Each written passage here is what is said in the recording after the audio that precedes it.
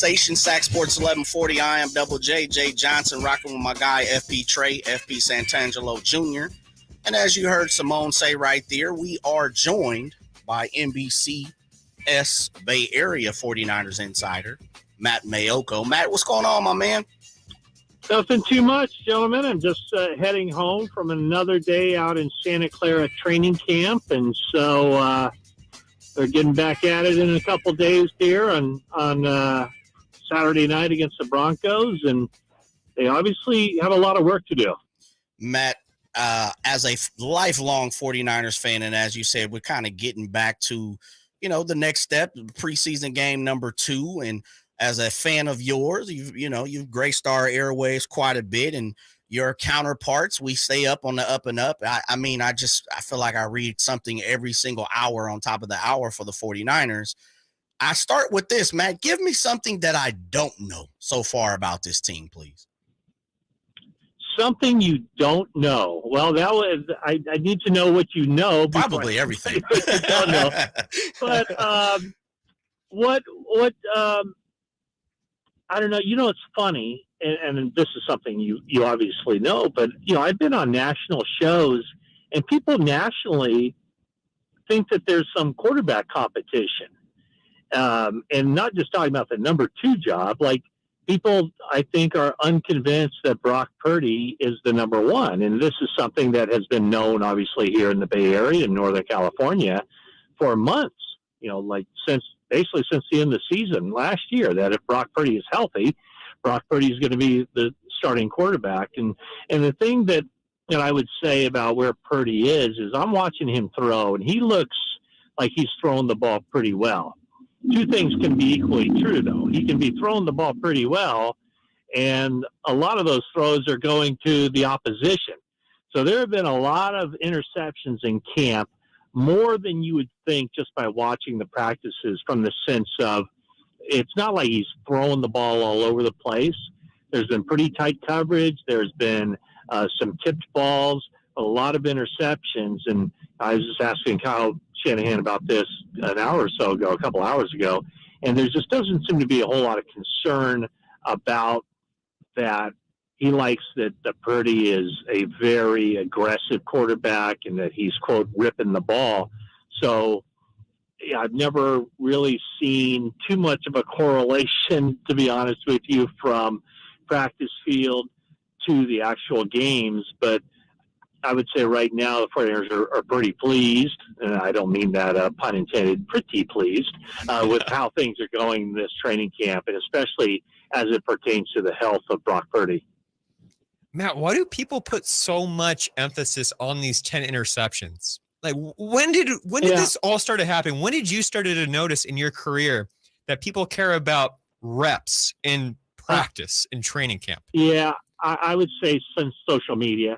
Now everything is just it happens now, and that news or that information can be disseminated to a lot of consumers in real time. And so, in the old days, it wasn't that immediate. And every year it seems to be getting a little bit more kind of crazy as far as if there's nothing out there. I mean, obviously there are a lot of 49er fans out there, and just any information that can be put out there, it's seen immediately. And so, you get off the practice field and hear, I mean, I'm guilty of it. I put it out there. These are the number of reps. The reason I think the number of reps are important is for this particular 49ers training camp is because you want to be able to see how much practice time Brock Purdy is getting.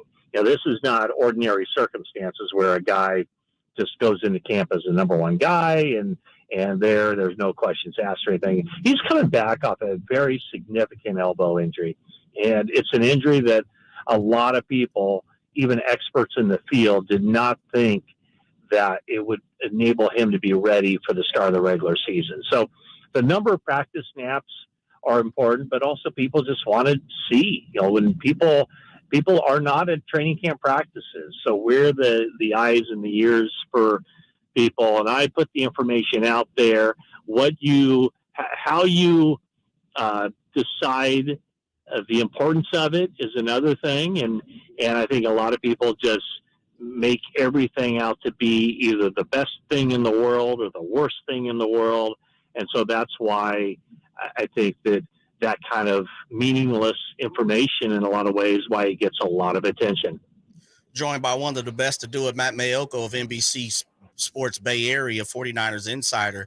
Matt, we heard Steve Wilks yesterday speak on the nickel corner position, I should say, and how Demo was kicked in and maybe Isaiah Oliver hasn't locked that up. And Steve Wilks went on to say that the position has a plethora of talent. But to me, Matt, that kind of means that nickel cornerback spot is still wide open. What says you? Yeah, I would agree. I mean, if you had asked me the same question a week ago or 10 days ago, I would have told you that it's Isaiah Oliver's job. And part of that, or a lot of that, was when Jimmy Ward left in free agency, the 49ers went after Isaiah Oliver and got him.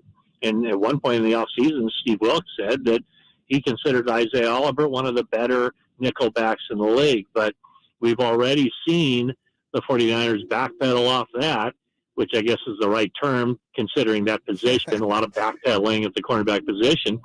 The bright side, I guess, would be that Ambry Thomas, who virtually fell off the face of the earth last season, has returned this year and looks very good.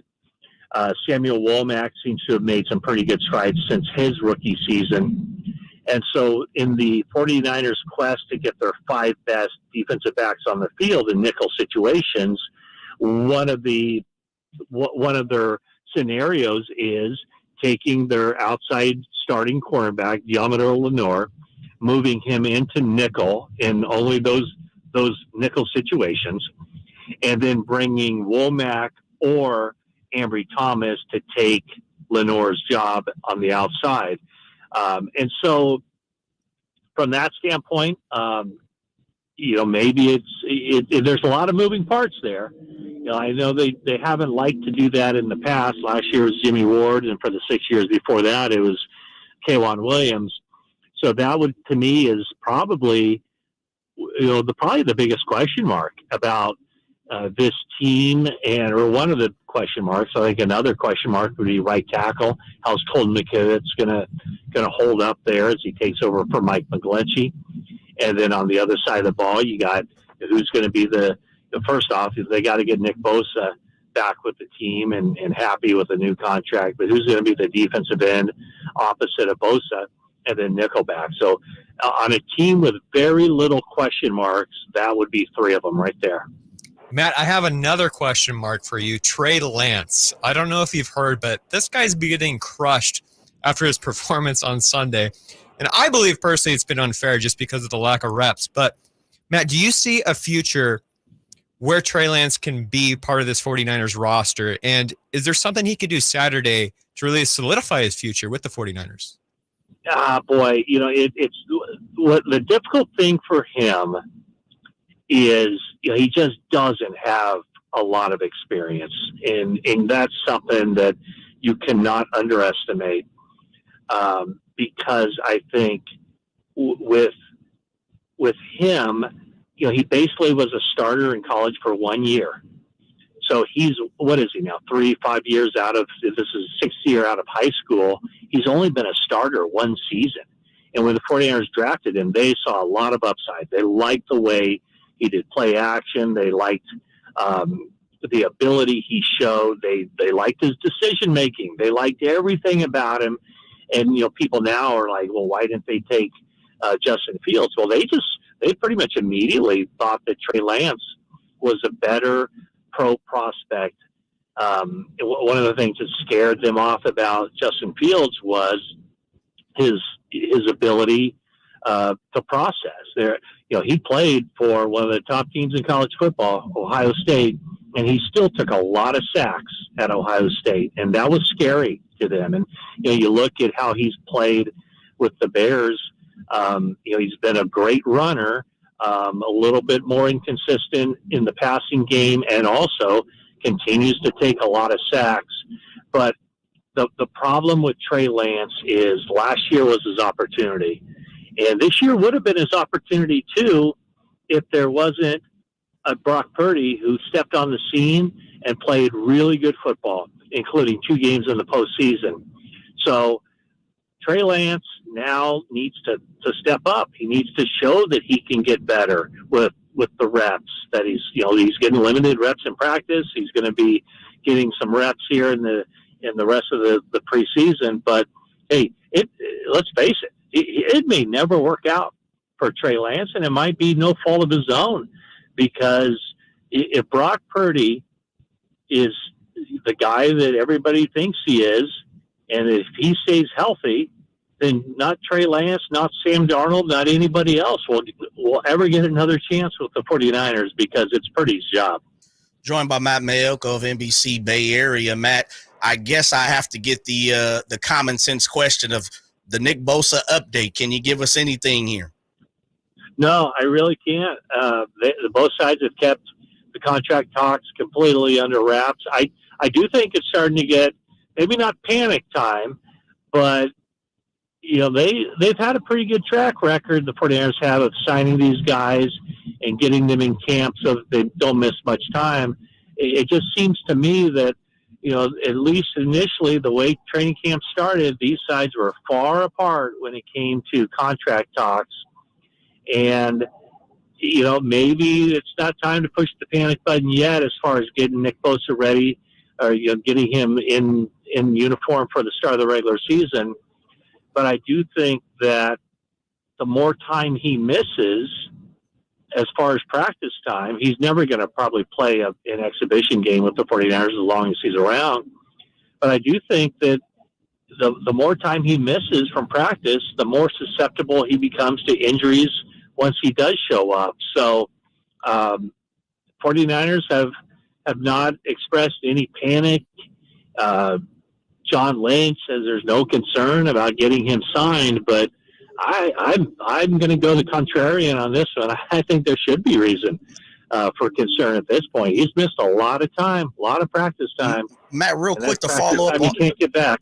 To follow up on that, and I didn't mean to cut you off. Is it the fact that what we've heard, he wants to be the highest paid non-quarterback, or is it more, smaller stipulations, or is it always about the money? I think it's always about the money. It's always about the money, how it's distributed, the years, how much of that is guaranteed. And, I don't know. I think every agent who represents a guy like Nick Bosa coming off an NFL Defensive Player of the Year season is going to want his guy to be the highest paid defensive player in the league. I can see why the 49ers would push back on that, because it's kind of almost an apples and oranges comparison. If you're looking at Aaron Donald's contract coming off a Super Bowl win and being a 3-time NFL Defensive Player of the Year, and the fact that is not a long-term contract that he signed to make him up to $31.66 million a year. So I don't know where the sides are, but it appears to me that it's pretty obvious what Bosa's side would want and what the 49ers side would want, and now it's a matter of trying to come to some conclusion, some middle ground. All right, Matt, I have to ask this question. I know the Niners Beat is an exceptionally fun group. What did you and the other writers get into in Las Vegas? Because I know you guys were up to something. You know what? I didn't get into much at all. I'm an old man now. I don't believe that. Come on. Matt, you had your dancing shoes really on. Didn't. Yeah, no, it was pretty low key. I think I didn't spend much time in the casinos at all, and the Raiders practice facility was in Henderson, and so I went ahead and booked Henderson for the nights I was there, not really realizing that Henderson and Las Vegas are basically the same. There's not a whole lot of distance between the two, but it was pretty low key. It was a low key. Got to save yourself for the regular season. I like it. Definitely, man. Matt, I always appreciate the time of joining us here, the new home of the 49ers, of course, Sac Sports 1140. Always appreciate what you do, man. You're one of the best. I appreciate that, and thanks for having me on your show. Absolutely. That's Matt Maiocco of NBCS Bay Area. Of course, I like to say California sometime too myself. I always got to catch myself with that, man. It's a little confusing. And even when I was working there, it was confusing just because it just depends on the team. So, I mean, I worked there, so I had to know, but most people don't, and they confuse it all the time. It's fine. It's not a big deal, but I just want people to know Matt Maiocco, one of the sweetest, nicest mans of all time, and one of the most approachable writers. Yes. Really. If you ever see him on the street, just say hi. Nicest guy. Absolutely, man. We'll talk about the 49ers, of course, coming up at the top of the hour, but I definitely want to get back to all